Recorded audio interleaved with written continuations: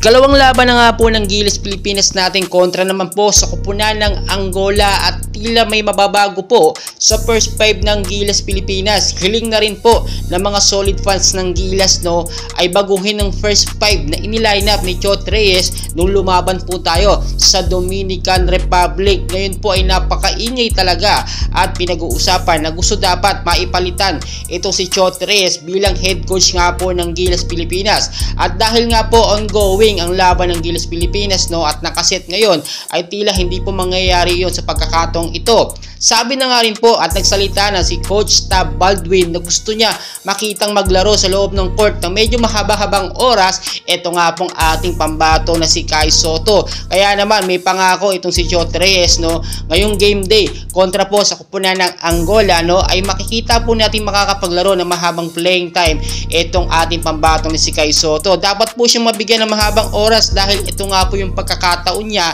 na maipakita yung kanyang skills hindi lang sa lahat ng mga Pilipinong sumusuporta sa kanya, bagkus pati na rin po sa mga NBA scout na minamatyaga ng kanyang mga laruan. Biruin po ninyo dapat mag-take ng risk itong si Chot Reyes na ipasok si Kai Sotto. Pati si Ren sa bando hinihiling po ng mga fans bigyan sana ng mahabang oras para naman makapagpakitang Gilas. MVP ng Korea na pa-champion ng kanyang kupunan sa Korea pero hindi pinaglalaro sa sarili niyang bansa dito sa Gilas Pilipinas.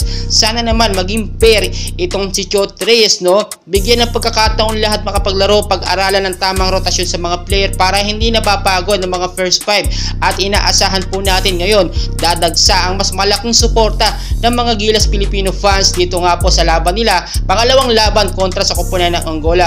So marami tayong kaganapan na dapat abangan and for sure titignan po natin yung matitinding updates and for sure mas malakas ngayon ang magiging first 5 lineup ng Gilas Pilipinas and 100% makakasama dyan itong si JC, si Kai Sotto at si Ren sa bando. Maraming pakaganapan. So talagang magbigay tayo ng suporta dahil kinakailangan talaga ng Gilas Pilipinas ngayon ang 100% na support natin sa kanila para po manalo tayo. Kailangan kasi manalo tayo ng 2 beses para makamove on pa tayo sa next round dito sa FIBA World Cup 2023. So marami pa tayong kaganapan and please huwag niyong kalimutan mag-like and subscribe. Pahit na rin po ng notification bell. Mamayang alas 8 po ng gabi gagawa po tayo ng paraan para makapag-share po ako sa inyo ng live game ng Gilas Pilipinas. Maraming salamat.